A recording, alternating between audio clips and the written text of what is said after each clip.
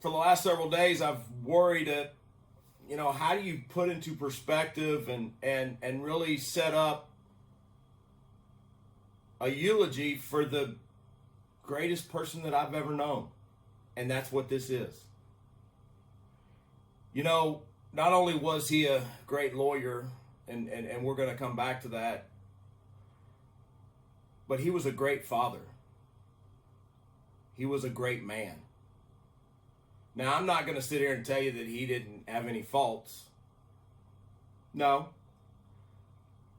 But you know what? Growing up, my sisters and I, he did everything that he could do to make sure that we had what we deserved, what he believed we deserved, and to make sure that we were happy. I can only imagine what it will be like when I walk by your side. I can only imagine what my eyes will see when your face is before me. I can only imagine.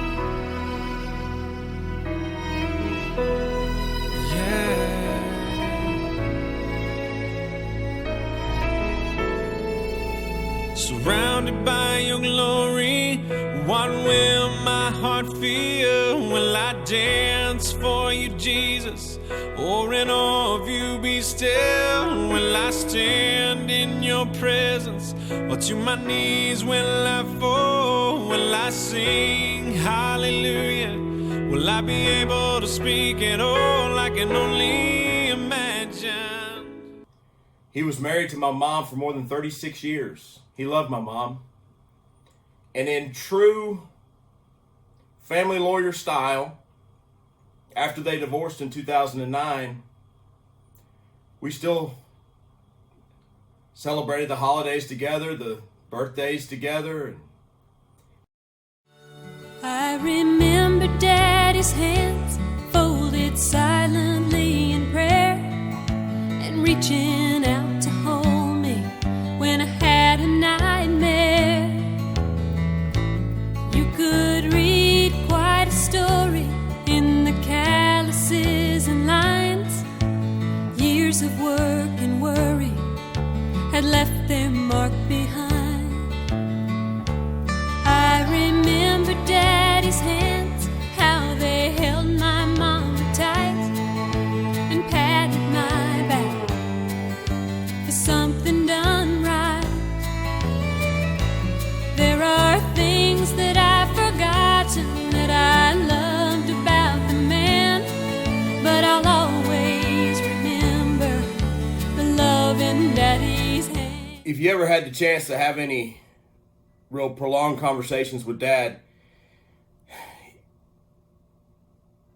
I'm sure he worked into the conversation his siblings and his mom and his dad, and the deep admiration and the deep love that he had for his siblings.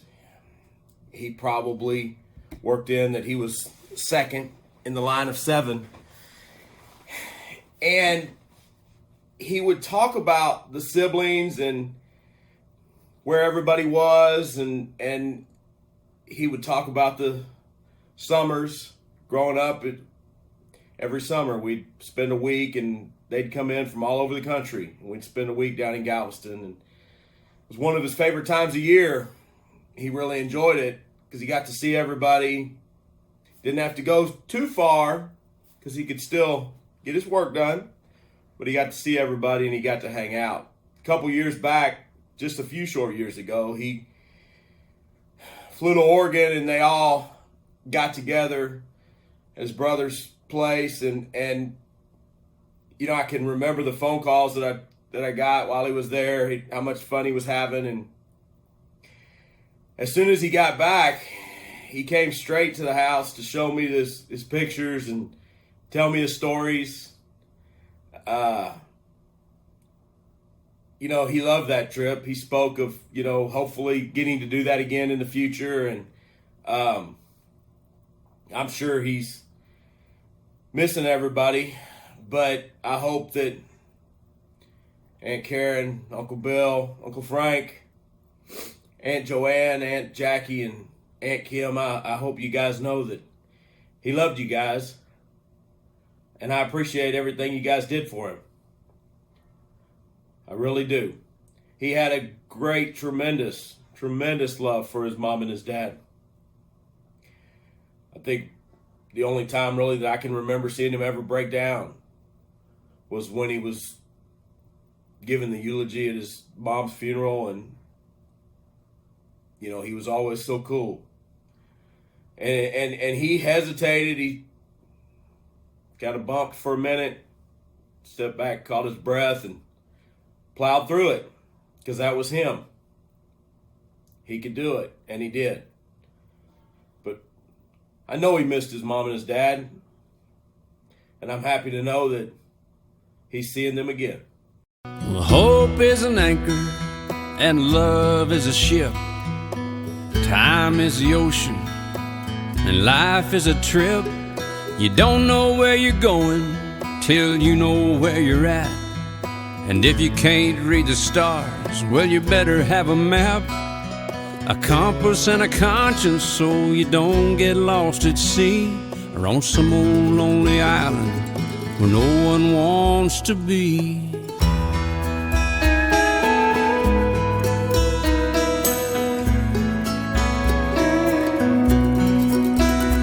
From the beginning of creation, I think our Maker had a plan for us to leave these shores and sail beyond the sand, and let the good light guide us through the waves and the wind, to the beaches in a world where we have never been.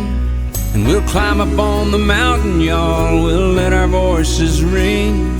When those who've never tried it, they'll be the first to sing. Oh my, my, I'll see you on the other side, if I make it. And it might be a long, hard ride, but I'm gonna take it. Sometimes it seems that I don't have a prayer. I let the weather take me anywhere, but I know that I wanna go where the streets are gold, 'cause you'll be there. Oh my, my.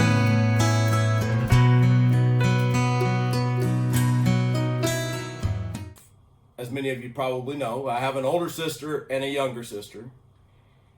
And my dad was so proud of them. He couldn't talk of them without smiling. I'm sure many of you heard about my older sister's graduation from dental school and her starting her own practice.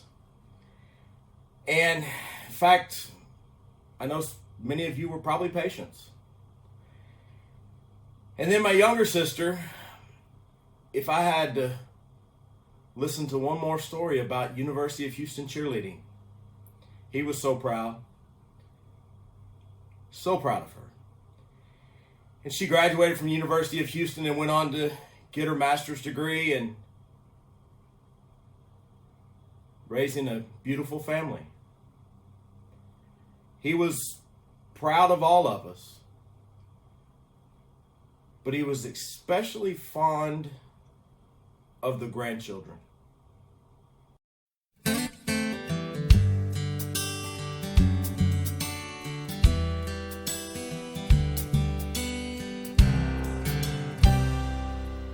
Well, me and my lady had our first big fight, so I drove around till I saw the neon lights of a corner bar, and it just seemed right, so I pulled up.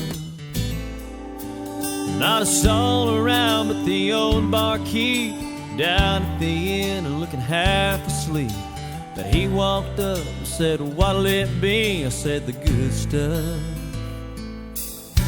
He didn't reach around for the whiskey, he didn't pour me a beer. His blue eyes kinda went misty. He said, you can't find that here, 'cause it's the first long kiss on a second date. Mama's all worried when you get home late, and dropping the ring in the spaghetti plate, 'cause your hands are shaking so much. And it's the way that she looks with her rice in her hair, eating burnt suppers the whole first year, and asking for seconds to keep her from tearing up. Yeah, man, that's the good stuff.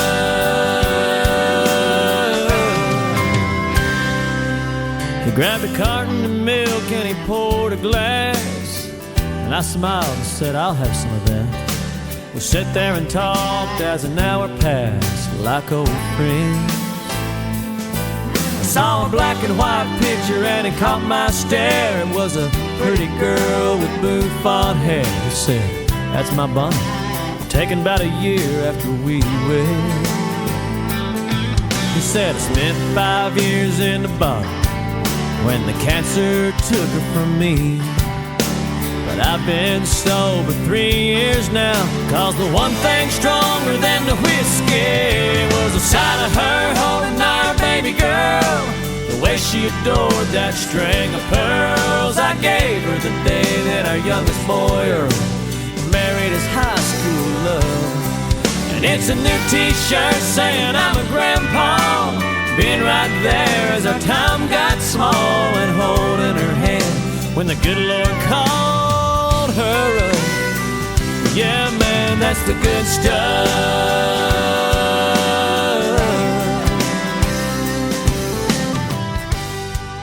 You know, those grandkids could get away with darn near anything. And he was always there.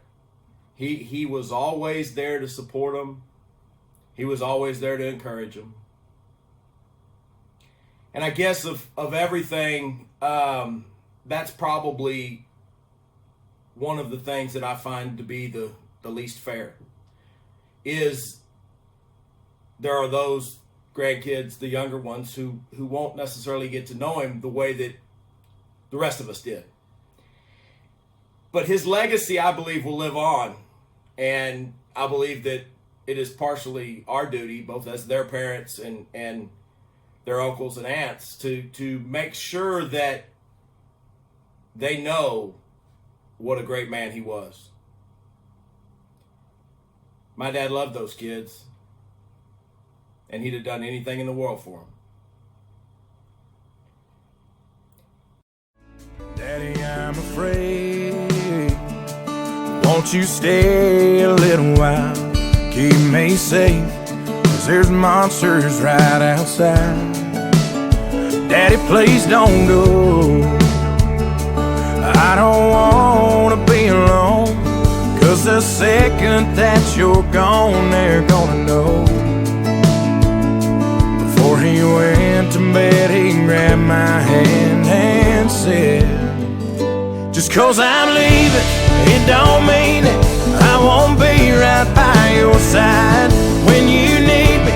You can't see me in the middle of the night. Just close your eyes and say a prayer.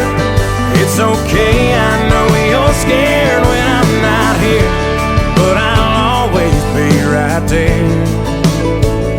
Even though I'm leaving, I ain't going nowhere. Dad will be late, and Uncle Sam don't like to wait. He's got a big old plane that's gonna take me far away. I know I act tough, but there's a churning in my gut, 'cause I just can't call you up when things get rough. Before I left, he hugged my neck and said, just 'cause you're leaving, it don't mean it. I won't be right by your side when you need me. You can't see me in the middle of the night. Just close your eyes and say a prayer. It's okay, I know you're scared. I might be here, but I'll always be right there.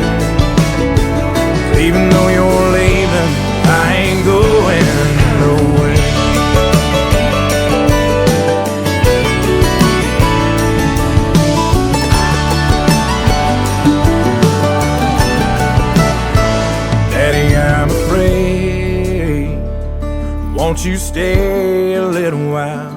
I never thought I'd see the day I had to say goodbye. Daddy, please don't go.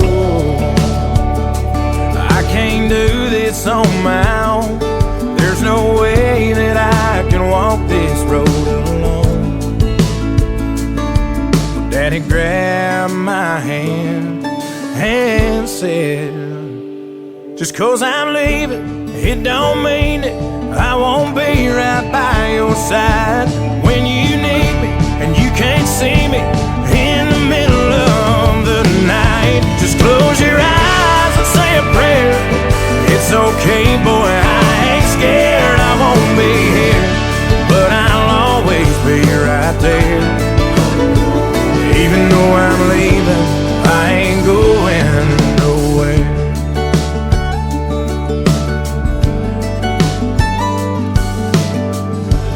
I ain't going nowhere. Most of you probably know Wally. I got one email from a former judge, good, just a good guy. And he said, you know, one of the favorite things that he liked about Wally was that that's all you had to say is Wally.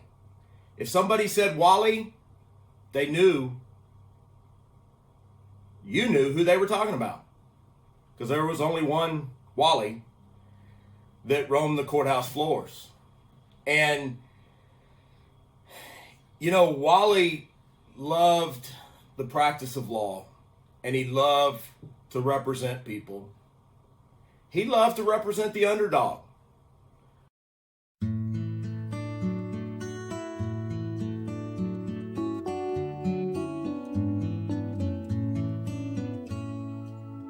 I woke up crying late at night when I was very young. I had dreamed my father had passed away and gone. My world revolved around him. I couldn't lie there anymore. So I made my way down the mirrored hall and tapped upon his door. And I said, Daddy, I'm so afraid. How will I go on with you gone that way? Don't want to cry anymore, so may I stay with you? And he said, that's my job. That's what I do. Everything I do is because of you, to keep you safe with me. That's my job, you see. Later we barely got along, this teenage boy and he. Most of the fights, it seems, were over different dreams we each held for me. He wanted knowledge and learning. I wanted to fly out west. I said I could make it out there if I just had the fare. I got half, will you loan me the rest? And I said, Daddy, I'm so afraid there's no guarantee in the plans I've made. And if I should fail, who will pay my way back home? And he said, that's my job. That's what I do. Everything I do is because of you, to keep you safe with me. That's my job, you see.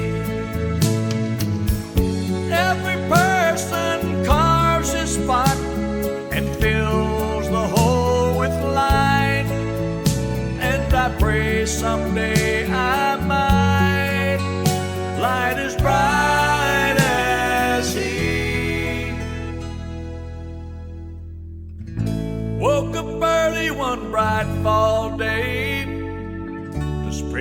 tragic news. After all my travel, I settled down within a mile or two. I make my living with words and rhyme, and all this tragedy should go into my head and out instead as bits of poetry. But I say, Daddy, I'm so afraid. How will I go on with you gone this way? How can I come up with a song to say I love you?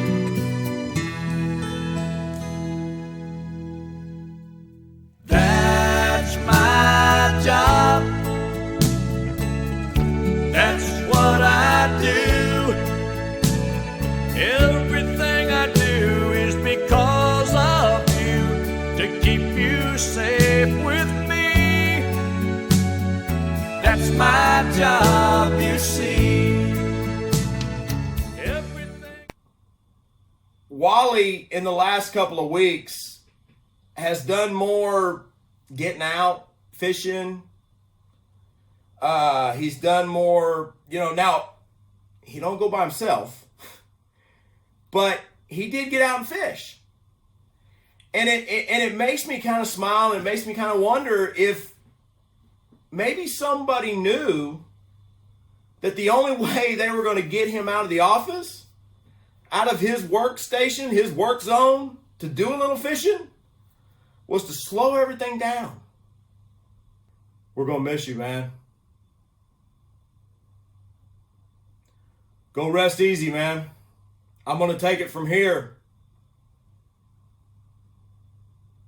Your work here is done, but it'll never be forgotten. I love you, Dad. Thank you. You who dwell in the shelter of the Lord, who abide in his shadow for life, say to the Lord, my refuge, my rock